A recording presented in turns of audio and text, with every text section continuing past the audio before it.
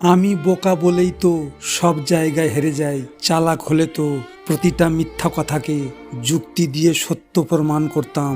মাঝে মাঝে মনে হয় এই পৃথিবীতে সবার কাছে হেরে যাওয়ার জন্যই আমি এসেছি। তোমাকে আমার করে পাওয়ার হয়নি তো কি হয়েছে, এই কথাগুলো যখনই মনে পড়ে বুকটা একটু ভেঙে যায়। কিন্তু অদ্ভুতভাবে মনে হয় তুমি আমার ভাগ্যে না থাকলেও তোমাকে ভালোবাসতে পেরেছি, এটাই যেন আমার সবচেয়ে বড় সুখ। সব ভালোবাসা পাওয়ার জন্য নয়, কিছু ভালোবাসা শুধু অনুভবের জন্য জন্মায়। তুমি ছিলে সেই মানুষ যাকে পেতে পারিনি, কিন্তু যার জন্য হৃদয়টা যতবার ধুকপুক করছে তা কেউ কোনোদিনই বুঝবে না। আমি তোমাকে চাইনি শুধু নিজের জন্য, চেয়েছিলাম তোমার হাসির জন্য, তোমার শান্তির জন্য। চাইলেই তোমাকে জোর করে ধরে রাখতে পারতাম, কিন্তু তোমাকে হারানোর ভয়টাই এত বেশি ছিল যে ছেড়ে দেওয়া ছাড়া আর কিছুই পারিনি। আজ ভাবলে কষ্ট হয়, আবার ভালোও লাগে, কারণ তুমি আমার হওনি। তবু আমার হৃদয়ে এমন জায়গা করে নিয়েছো যেখানে আর কাউকে বসানো যায় না। হয়তো ভালোবাসার পরিণতি পাইনি, কিন্তু তোমাকে ভালোবাসার সৌভাগ্যটা পেয়েছিলাম। এটাই আমার জীবনের সবচেয়ে মধুর কষ্ট।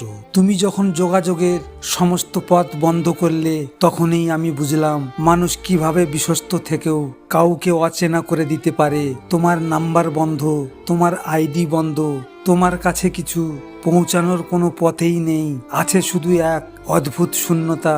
তুমি এমনভাবে নিজেকে সরিয়ে নিলে যেন আমার সাথে তোমার কোনো সম্পর্কই ছিল না, যেন আমি কখনো তোমার জীবনের অংশই ছিলাম না।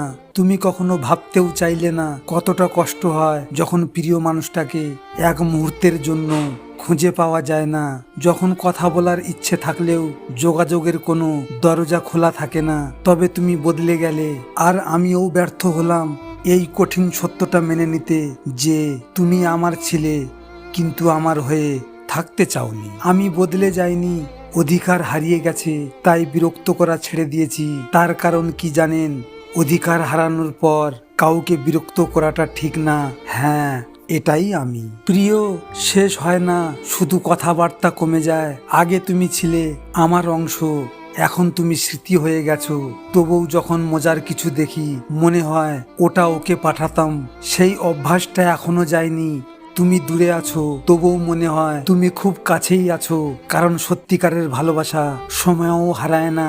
খুব মিস করি প্রিয় তোকে। ভিডিওটি ভালো লাগলে পাশে থাকবেন, আর হ্যাঁ, নিজের খেয়াল অবশ্যই রাখবেন, কারণ এটা স্বার্থের দুনিয়া।